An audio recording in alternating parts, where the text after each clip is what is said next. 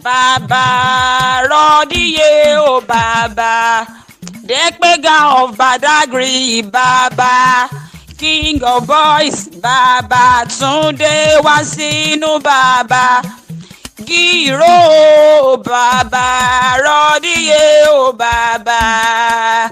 Tunde Wasinu Giro, King of Boys of Badagry okú ọdún. The Eegun of Badagry okú ọdún okú ìyèdùn okú ọdún o. Gírò ló sọjọ́ ìbí lónìí bàbá mi má máa bínú mo bá ọ láyé mo pè ọ́ lóko. Èbó kọ́ là ń pè ládéládé ó kọ́ là ń pè lóyè lóyè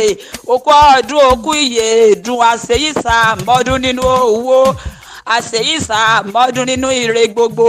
oníròhùn gbé sọnù bí ó ṣe bí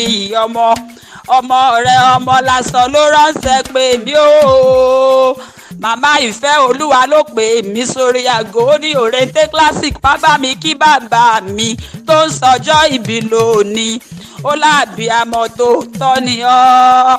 ó ní jígí òun tí ó gbọ́dọ̀ wọ̀ mí ló jẹ́ bàbá mi wá sínú máa dá gànjọ́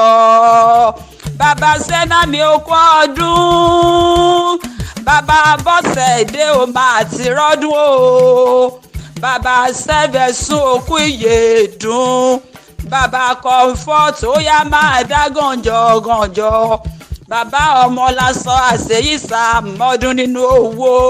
àṣeyísà mọ́dún nínú ọmọ dẹ́pẹ́gà o ó yá mo pè ọ́ kó o wá jẹ́ mi ní òtè mi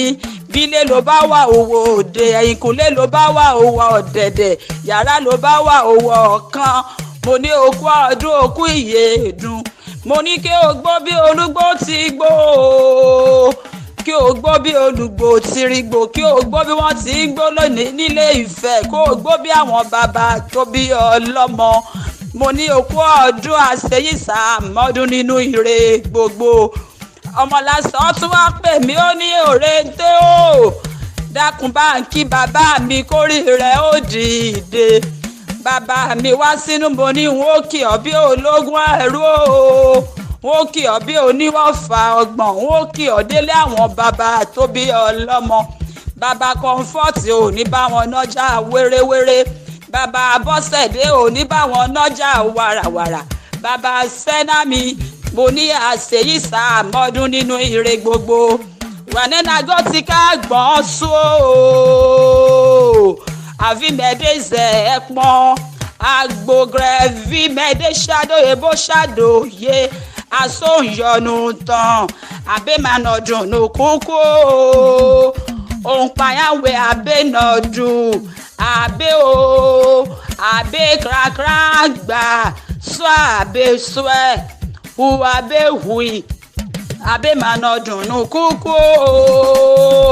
ohun payawe abe nọdù adradra ovi nọdẹ abe okú ọdún o ọmọ abe okú ìyèdùn ọmọ lásán tún wá ní kí n sọ fún ọ pé ó mọ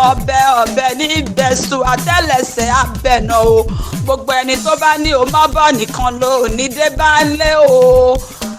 sẹ́nà mi ní kí n sọ fún ọ pé happy birthday to you o jígí ìwà tí ó gbọ́dọ̀ wọ̀ mí.